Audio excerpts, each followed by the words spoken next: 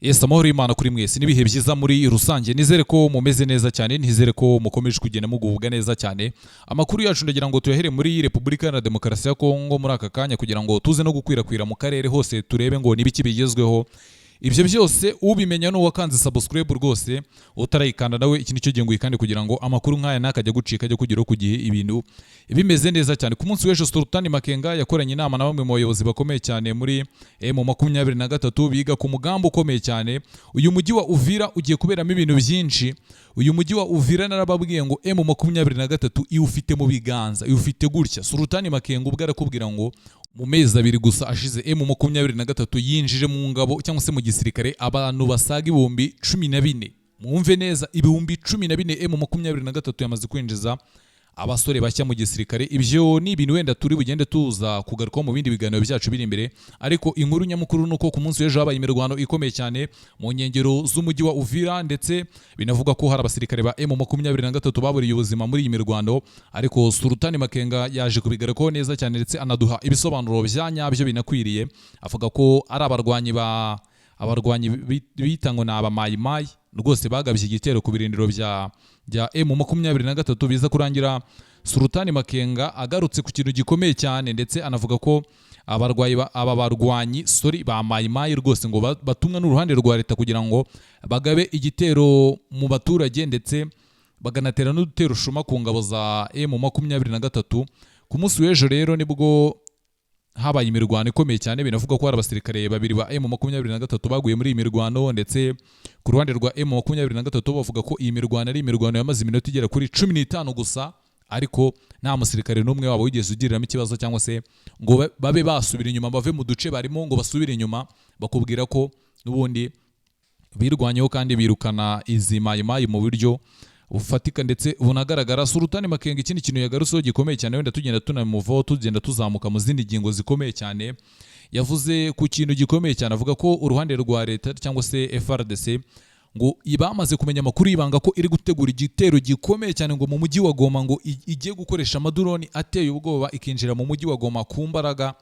Nawe yamaze gutangaza ko biteguye ngo bafite ngo ibikoresho karabutaka biteye ubwoba ngo bimanura izo drone. Ayo ni amakuru ahari rwose yitangarijwe na nyir'ubwite Sultani Makenga agaruka ku bitero bishya bya FRDC bigiye kugabwa mu birindiro bya M23 ndetse no mu tundi duce uyu mutwe wafashe. Ibyo byose ni ibikomeza kugenda bivugwa. Ndagira ngo tugende dusohoka muri Repubulika Iharanira Demokarasi ya Kongo. Perezida Antoine Felix Tshisekedi ku munsi w'ejo agomba kugira uruzinduko rukomeye cyane mu gihugu cy'Ubufaransa. N'amakuru avuga ko agomba kugira uruzinduko mu gihugu cy'Ubufaransa ndetse akajya no mu Bubiligi. Murabizi ko Ububiligi na Repubulika Iharanira Demokarasi ya Kongo rwose ubu ngubu ni mahwi, umubano wabo umeze neza cyane. Ni nyuma y'uko Ababiligi bahaye ibikoresho bikomeye cyane Abarundi ndetse n'Abakongomani, ibikoresho bya gisirikare. Muribuka Uburundi mu minsi ishize bwakiriye amadrone menshi, ndetse binavuga ko FRDC ubwo ni Repubulika Iharanira Demokarasi ya Kongo n'ingabo zayo FRDC bagiye kwakira ibikoresho karabutaka nabo rwose mu buryo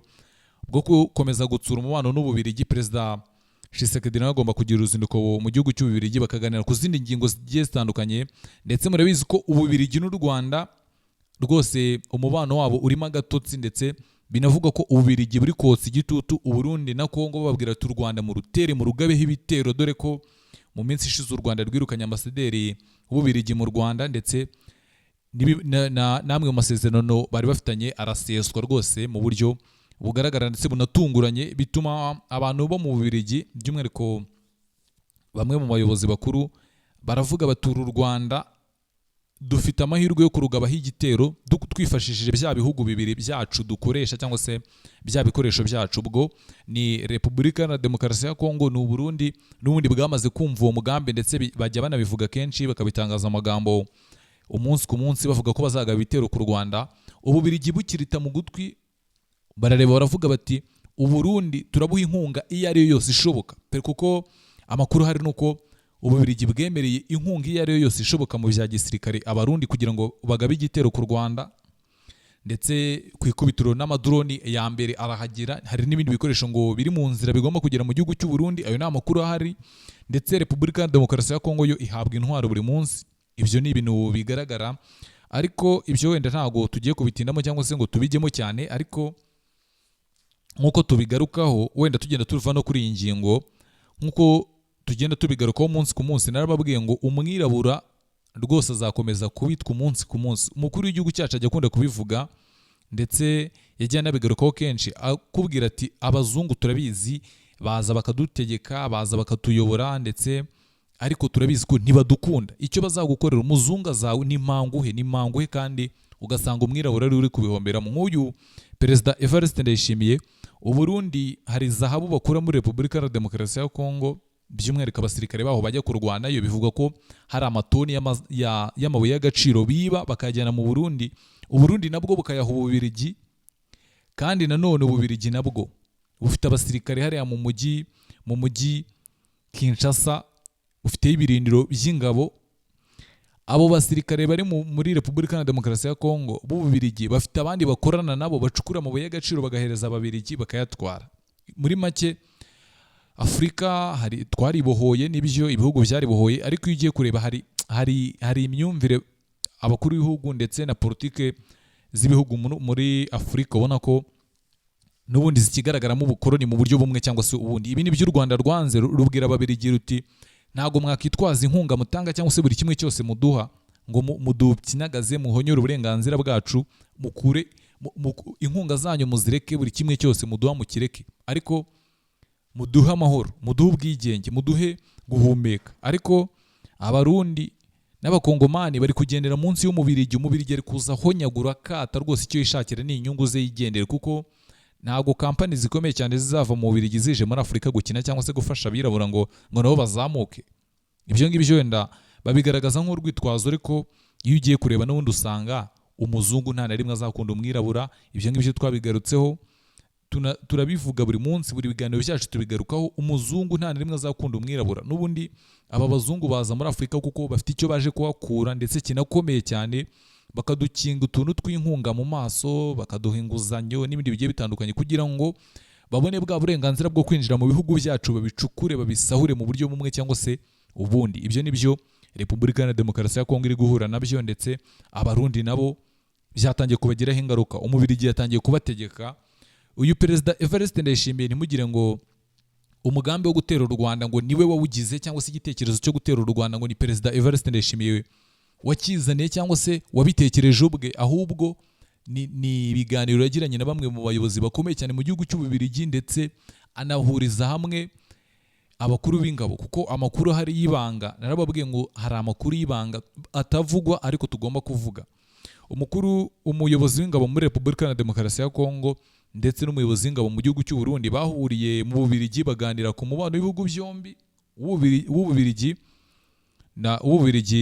n'Uburundi, ndetse n'Ububirigi na Repubulika Iharanira Demokarasi ya Kongo. Nanone bongera baganira ku mubano wa Kongo n'Uburundi, bahuriza ku kintu kimwe cy'uko Uburundi bufite ikikango n'ubwoba ko bujya bugabwaho ibitero n'abantu bavuye mu Rwanda. Repubulika Iharanira Demokarasi ya Kongo nayo ivuga ko yatewe n'u Rwanda, ubwo ibivuga M23.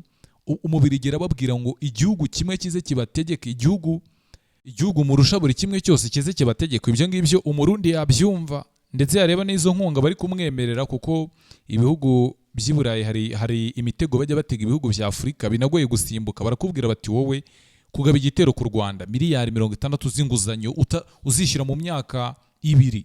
Aho ngaho rwose Abanyafurika twapfuye mu mutwe mu buryo bumwe cyangwa se ubundi, tujye tubyanga cyangwa tubyemere, ariko niko biri. Bizasaba igihe kinini, bizasaba n'imyumvire iremereye kugira ngo twigobotore iyi ngoyi y'abazungu, kuko Repubulika Iharanira Demokarasi ya Kongo iragaba igitero ku Rwanda, Uburundi bugaba igitero ku Rwanda. Ibyo ngibyo ubiri inyuma ni Umubirigi wibereye hirya, nta ngaruka bigomba kumugiraho. Mu gihe muri kurwana, azaza abwira Umurundi ngo uzana zahabu, uzana amabuye y'agaciro, nkwereke uburyo u Rwanda mushobora kuba mwaruha isomo.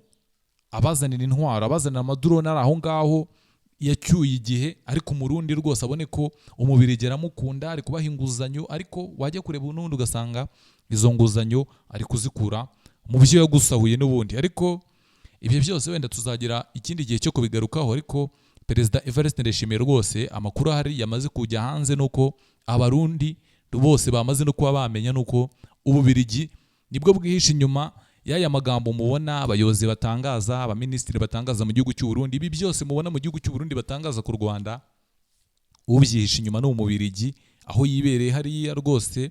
Perezida Evariste Ndayishimiye ni babandi tujya twita ngo ni babandi b'indashima, babandi bashobora kukugambanira bitewe n'icyo abonye, kuko no muri iyi si dutuyemo hari umuntu ushobora guha amafaranga runaka akaba yakugambanira kandi mwari inshuti rwose, ariko kubera amafaranga abonye agapfa mu mutwe, cyangwa se amasezerano agiranye n'uri gushaka kukugabaho igitero. Perezida Evariste Ndayishimiye amakuru ahari kandi yizewe nuko Ububirigi bwemereye Burundi inkunga zikomeye cyane, ndetse banamwemerera kuzamufasha muri kampeni yo kwiyamamaza mu matora ataha y'umukuru w'igihugu mu gihugu cy'u Burundi, ndetse banamugaragariza amahirwe afite mu gihe yaba agabye igitero ku Rwanda, ndetse bongeramo n'akandi kantu k'umutego ko kumubwira ngo mu gihe utazabikora uzava ku butegetsi na manda yawe itarangiye, kuko ingabo ziri mu Rwanda zifite imbaraga zo kuza zigakuraho ubutegetsi.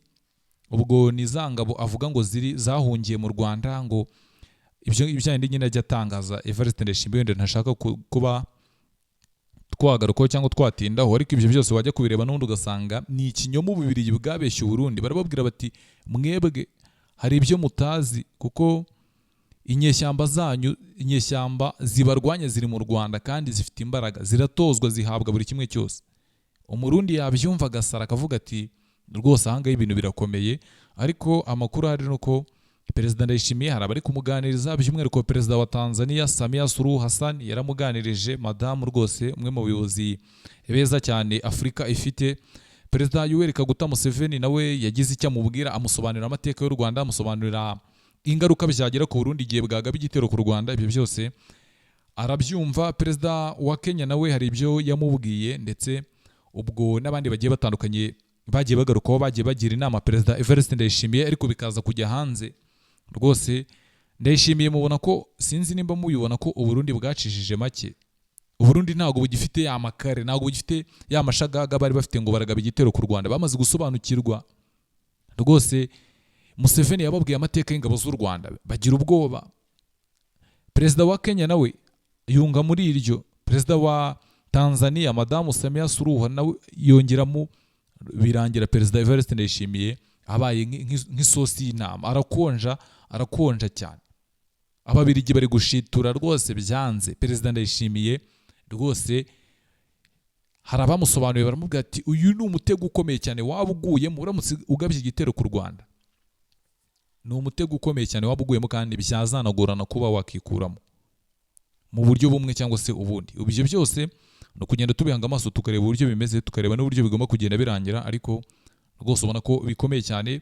Ubwo twizamukira kugira ngo ibintu birusheho kugenda bimera neza cyane, nabonye Perezida wa Mali Assimi Goïta yamaze kuba umugaba mukuru w'ingabo. Ni nyuma y'uko umugaba mukuru w'ingabo yishwe n'igitero gikomeye cyane cyabaye muri Mali. Ibiri muri Mali murabizi uburyo bikomeye rwose. Perezida w'ingabo ubu ngubu ni Assimi Goïta, akaba n'umuyobozi mukuru w'iki gihugu, cyangwa se Perezida wa Mali mu buryo bumwe cyangwa se ubundi, mu gihe hategerejwe ko hajya mu mwanya ugomba kuba yaba umugaba mukuru w'ingabo mu buryo bumwe cyangwa se ubundi.